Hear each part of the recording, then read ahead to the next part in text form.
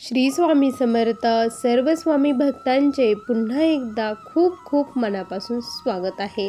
स्वामी भक्तांनो, आज आपण जळगाव जिल्ह्यातील रहिवासी असलेल्या प्रियंका सचिन दांगट या ताईंचा खूप रोमांचक असा अनुभव त्यांच्या शब्दामध्ये बघणार आहोत. ताईंना जी प्रचिती आली ती खरंच खूप सुंदर आहे.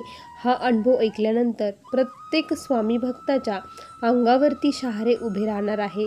कारण जेव्हा मी हा अनुभव ऐकला तेव्हा देखील माझ्या अंगावरती शहारे उभे राहिले. चला तर मग या सुंदर अशा अनुभवाला सुरुवात करूया. तत्पूर्वी तुम्ही जर आपल्या चॅनलवरती नवीन असाल तर सबस्क्राईब करायला विसरू नका. कारण असेच रोज स्वामी आईंचे नवीन नवीन अनुभव या चॅनलवरती येत असतात. ताई म्हणतात, सर्वप्रथम सर्वांना श्री स्वामी समर्थ. अनंत कोटी ब्रह्मांड नायक राजाधिराज योगीराज परब्रह्म भगवान श्री स्वामी समर्थ महाराज यांच्या चरणी त्रिवार वंदन. खरं तर स्वामी भक्तांनो, स्वामींविषयी सांगायला कुठून सुरुवात करावी आणि कुठे शेवट करावा हेच कळत नाही. कारण स्वामींनी आयुष्यामध्ये मला खूप काही दिलं आहे. आज मी जे काही आहे ते फक्त आणि फक्त स्वामींच्या कृपेमुळे आहे. स्वामी भक्तांनो, मी जळगाव जिल्ह्यातील रहिवासी आहे. माझे नाव प्रियंका सचिन दांगट असे आहे. आज मी जे काही सांगणार आहे त्यातील एक एक शब्द हा खरा आहे. स्वामी भक्तांनो, इथे मला एकच म्हणावंसं वाटतं, मला न माय न बाप बंधू, सका सोयरा सर्व तू दीनबंधू, तुझा मात्र आधार या लेकराला, समर्था तुम्हावीन प्रार्थू कुणाला. माझं सर्वस्व, माझी आई, बहीण, भाऊ, बंधू, जे काही माझे सर्व नाते आहे ते फक्त स्वामींशी आहे, बाकी कुणाशीच नाही. प्रत्यक्षात स्वामी महाराजांनी माझा हात धरलेला आहे. मी स्वामींकडे गेली नसून स्वामी माझ्याकडे आले आहेत. ही अशी पहिलीच व्यक्ती असेल की जिच्याकडे स्वतःहून स्वामी गेले आहेत. कारण प्रत्येक भक्तांचे मी अनुभव ऐकते. प्रत्येकजण म्हणतो की मी यामार्फत स्वामींच्या सेवेत आलो, यांनी मला सांगितलं म्हणून मी आलो. जेव्हा आपण खूप दुःखात असतो, अडचणीत असतो, कोणीतरी आपल्याला स्वामींविषयी सांगतं आणि आपल्या आयुष्याचं सोनं होण्यासाठी स्वामी महाराज आपल्या आयुष्यामध्ये प्रवेश करत असतात. आपण सेवा करतो आणि या मानवजीव कशासाठी आपण धारण केला आहे याचे तथ्य आपल्याला स्वामी सेवेने कळते आणि आपल्या जीवनाचं सोनं होत असतं. पण माझ्या बाबतीत मात्र वेगळंच काही घडलेलं आहे. माझ्याकडे प्रत्यक्षात स्वामी महाराज स्वतःहून आले आहे. ते कसे मी तुम्हाला आता सांगायला सुरुवात करते. स्वामी भक्तांनो, आमची परिस्थिती ही फार गरीब. आम्ही खूप गरीब घराण्याचे. जी वीटभट्टी असते तेथून आमचा संसार हा सुरू झालेला होता. माझे मिस्टर हे खूप छान स्वभावाचे, खूप छान. त्यांच्या मनात काहीच नाही. त्यांचं मन हे खूप स्वच्छ आणि निर्मळ. पण म्हणतात ना की काही ना काही एक असतंच. तर माझ्या मिस्टरांना एक सवय होती, ती म्हणजे व्यसन करण्याची. ते खूप ड्रिंक करत असायचे. त्यामुळे फार घरामध्ये मानसिक टेन्शन हे होतं, चालू होतं.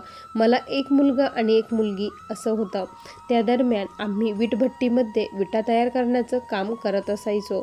अक्षरशः कधीकधी घरामध्ये खायला देखील काहीच नसायचं.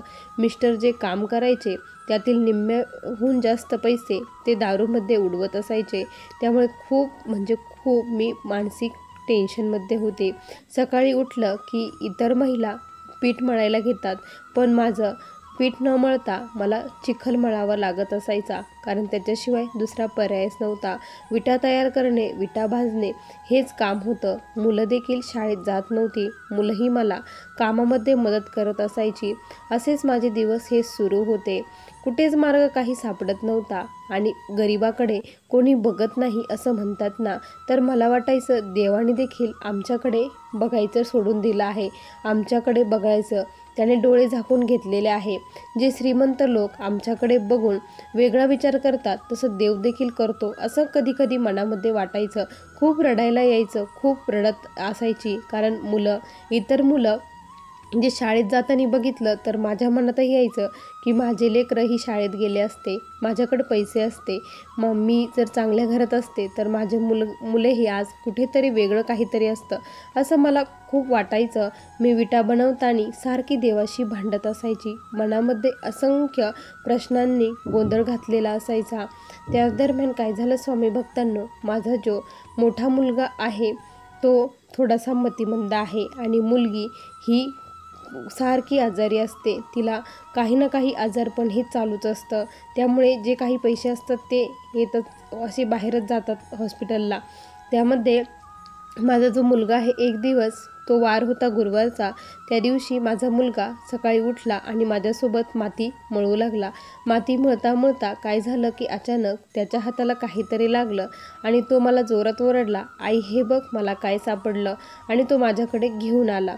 माझ्याकडे घेऊन आल्यानंतर मग मी ते बघितलं आणि पाण्याने स्वच्छ धुवून काढलं. तर ती अशी चांदीची मूर्ती मला दिसत होती. ही कोणत्या तरी देवतेची मूर्ती आहे. मी माझ्या मुलाला म्हटलं, ही देवाची मूर्ती आहे आणि ही चांदीची आहे, म्हणजे ही मौल्यवान आहे. आम्ही त्याला पुन्हा स्वच्छ पाण्याने धुतलं आणि घरामध्ये एका डब्यामध्ये ठेवलं. म्हटलं कधी आपण गेलो गावामध्ये तर तिचे पैसे आणूया, असं मी मनामध्ये ठरवलं होतं.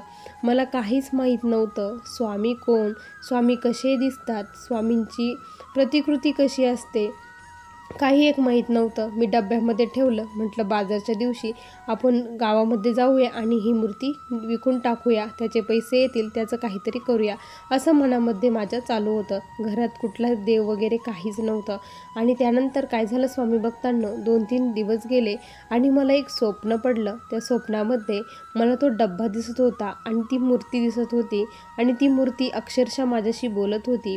लोक माझ्याकडे येतात, माझे दर्शन घेतात आणि मला जे नाही ते मागतात. मी स्वतःहून तुझ्याकडे आलो आणि तू मला डब्यामध्ये बंद करून ठेवलं. मला या डब्यातून बाहेर काढ, माझा जीव गुदमरत आहे, असं ती मूर्ती बोलत होती. आणि मला तडकन जाग आली. उठून बघितलं तर कोणीच नव्हतं. मला खूप भीती वाटली. हे कसं शक्य आहे की ही मूर्ती बोलत आहे. मी सकाळी उठली आणि ती मूर्ती तिथेच आहे की नाही ते बघितलं तर मूर्ती त्या डब्यामध्येच होती. रात्री असं स्वप्न पडलं म्हणून ती मूर्ती मी बाहेर काढून ठेवली. आता ही कुठली देवता आहे, काय आहे, त्यावेळेस माझ्याकडे मोबाईल वगैरे काहीच नव्हता, त्यामुळे काहीच एक माहीत नव्हतं. आणि त्याच दरम्यान काय झालं की मी एका घरी धुणे भांड्यालासुद्धा जात असायची. जेव्हा जेव्हा मला वेळ मिळायचा तेव्हा मी त्या ताईच्या घरी धुणे भांडे करायला जात असायची. आणि त्या दिवशी मी त्यांच्या घरी गेली आणि त्यांना सहज विचारलं की मला मातीमध्ये एक मूर्ती सापडली आहे, ती कुठल्या देवतेची आहे, काय आहे, मला काही एक माहीत नाही, तुम्हाला माहीत असेल तर मला सांगताल का. तर ताई म्हटल्या ती मूर्ती घेऊन ये, मी बघते म्हटलं, आणि मला जर माहीत असेल तर मी तुला ती नक्की सांगेल, असं त्या ताई म्हटल्या. मग दुसऱ्या दिवशी मी ती मूर्ती घेऊन त्या ताईंकडे गेली. ताईंनी जेव्हा ती मूर्ती बघितली तेव्हा त्यांनी एक कापड थरलं आणि त्या कापडावरती ती मूर्ती ठेवली आणि म्हटले, अगं हे तर श्री स्वामी समर्थ महाराज आहे, हे तुला कुठं सापडलं, असं ते बोलत होत्या. मग मी त्यांना सर्व सांगितलं की मातीत माझ्या मुलालाही सापडली. तर त्या ताई म्हटल्या, हे बघ ही मूर्ती विकू नको, महाराज स्वतःहून तुझ्या घरी आले आहे, काहीतरी चांगलं होणार आहे, तू यांची सेवा कर, यांची खूप मोठी प्रचिती आहे, खूप अनुभव आहे, हे कलियुगाचे चालक मालक पालक आहे, जे कोणी यांची श्रद्धाभावाने सेवा करतो, आत्तापर्यंत कित्येक जणांना यांनी प्रत्यक्षात दर्शन देखील दिलेलं आहे, तू फक्त तन्मन भावाने यांची सेवा कर, या घरामध्ये या मूर्तीचं प्रतिष्ठापना कर, अनुष्ठान त्यांचं कर, असं त्यांनी सांगितलं. मग मी त्यांना आणखीन कुतूहलाने विचारू लागली की ताई मला यांच्याविषयी आणखी सांगा, हे कुठले आहेत, काय करतात, कुठले बाबा आहेत, सर्व काही सांगा, त्यांच्या अंगावर तर काहीच नाही. ताई म्हटल्या, हो, त्यांनी आपल्याकडे काही एक ठेवलेलं नाही, सर्व काही लोकांना दिलं आहे, फक्त एक लंगूट त्यांनी घातलेला आहे, बाकी काहीच नाही, सर्व आपल्या भक्तांसाठी अर्पण केलेलं आहे. त्यांना फक्त भावभक्ती हा खूप आवडतो, जो कोणी श्रद्धेने भावाने त्यांना पुजतो त्याची इच्छा ते लगेच पूर्ण करतात. ते अक्कलकोटला राहतात, अक्कलकोटला त्यांनी असंख्य लीला केलेल्या आहेत, असं ताई सांगत होत्या. आणि मला ते खूप ऐकावंसं वाटत होतं आणि खूप म्हणजे खूप. मग ताईला म्हटलं, मला तर काही येत नाही, लिहिता वाचताही येत नाही, मी कशी यांची सेवा करू. तर त्या ताई म्हटल्या की तू फक्त नामस्मरण कर आणि मी तुला एका पेजवरती तारक मंत्र लिहून देते, तू जेव्हा इथं येशील तेव्हा तारक मंत्र माझ्या मोबाईलवरती ऐक आणि तो पाठ कर, तो म्हणे फक्त, असं ताईंनी सांगितलं आणि तसाच माझा दिनक्रम सुरू झाला. आता मला त्या ताईंकडे जायची खूप ओढ लागायची. दुसरे कामं मी ठेवून द्यायची, पण त्या ताईकडे पहिली जायची आणि तिथे जाऊन तारक मंत्र ऐकायची आणि घरी यायची. सारखं मनामध्ये तो तारक मंत्र गुणगुणत असायचा. त्यानंतर मग मी महाराजांचं कंटिन्यू नामस्मरण करत होती. श्री स्वामी समर्थ, श्री स्वामी समर्थ, श्री स्वामी समर्थ. माझा मुलगा ज्याला ही मूर्ती सापडली होती त्याला देखील खूप आवडायचं. तो रोज त्यांची पूजा करायचा, त्यांना गंध वगैरे लावायचा, त्यांच्यापुढे फुले ठेवायचा आणि आम्ही आरती वगैरे करू लागलो. अशी सेवा घरामध्ये सुरू झाली. माझे मिस्टरांचं ड्रिंक घेणं हे काही थांबलेलं नव्हतं. ते ड्रिंक घेतच होते. त्यामुळे खूप वाईट वाटायचं. आता कोणाचा तरी आधार मिळाला होता. कोणीतरी माझ्या पाठीशी आहे, भिवू नकोस मी आहे असं म्हणणारं कोणीतरी आहे, कुणाचा तरी हात आहे. त्यामुळे मला खूप छान वाटायचं, खूप भारी वाटायचं. याआधी ते नव्हतं, ते आता होतं. त्यामुळे मी सर्व काही जे काही असायचं ते त्यांना सांगत असायचे. कारण माझे आई वडील हे मी लहान असतानाच वारलेले होते आणि भाऊही नाही, कोणीच नाही. मी एकटीच होते. त्यामुळे कोणाचाच आधार नाही. आता सर्व काही माझे स्वामीच होते. स्वामींना मी आई म्हणून हाक मारायचे, स्वामी आई असं म्हणायचे. मला काटा जरी टोचला तर स्वामी आई माझ्या तोंडातून शब्द निघायचा. मला कधी कधी स्वामींचं रूप ते एका माझ्या वडिलांसारखं दिसायचं, तर कधी आईसारखं दिसायचं. तर जर एखाद्या वेळेस मी खूप संकटात असेल तर एका भावासारखं मदतीला स्वामी माझ्या धावून येत असायचे. एकदा असंच झालं. माझी मुलगी ही खूप आजारी होती. प्रचंड आजारपण तिला आलेलं होतं. एवढं आजारपण आलं ना की ती उठतसुद्धा नव्हती. तिला खूप अशक्तपणा आलेला होता. तिला गरगरायचं, चक्कर यायचं. तिला हॉस्पिटलला घेऊन गेलं तर डॉक्टर म्हटले हिचा HB हा फार कमी झालेला आहे, हिचं खाणं पिणं व्यवस्थित करावं लागेल, हिला HB रक्त द्यावं लागेल, घालावं लागेल. त्यावेळेस मला खूप स्वामींची आठवण येत होती की स्वामी तुम्ही प्रत्यक्षात येऊन ही परिस्थिती हाताळा, तुम्हीच आता काहीतरी करा. आमच्याकडे तर काहीच नाही, माझ्याकडे फक्त तुम्ही आहात, बाकी कोणीच नाही. आणि खरं सांगते स्वामी भक्तांनो, त्या हॉस्पिटलमध्ये इतकी छान छान व्यक्ती मला भेटले की ज्यांनी मला खूप सारी मदत केली. माझ्याकडे पाहून मला त्यांनी मोफत रक्त दिलं. माझ्या मुलीला ते रक्त घातलं.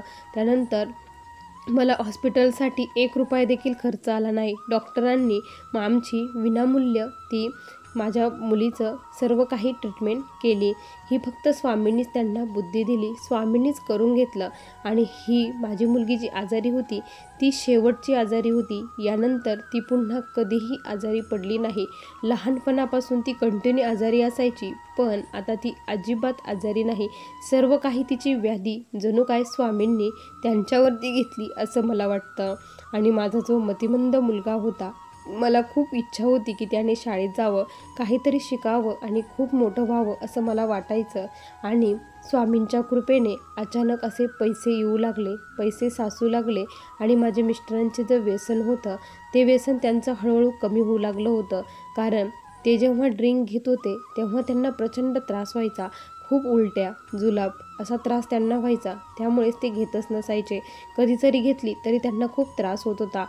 ते सकाळी उठले की लगेच घेत होते, पण आता आठवड्यातून एकदा घेतलं तरी त्यांना खूप त्रास होऊ लागला होता. त्यामुळे ते म्हटले की आता मला दारू बंद करायची आहे.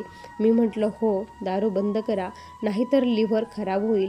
तुम्हाला जर काही झालं तर आम्ही काय करू? मी कुणाकडे जाऊ? कुणाचाच आधार नाही. आपल्या लेकरांकडे बघा, माझ्याकडे बघा. आपण खूप आनंदात सुखाने संसार करूया. फक्त तुम्ही तुमचं व्यसन सोडून द्या.